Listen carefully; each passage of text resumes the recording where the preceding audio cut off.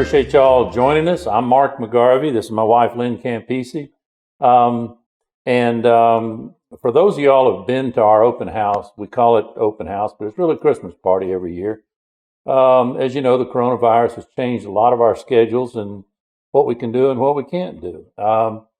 Tonight we thought, for those of y'all that have been to the Christmas party, when you left, if you remember, we gave you a little bag, and in that bag it had some really good pralines, New Orleans based, made by a New Orleans woman.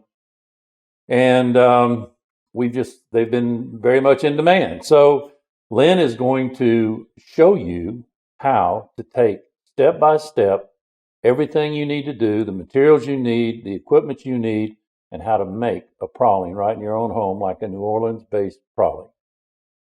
And this is Lynn Campisi, and let's my go. wife. Let's go.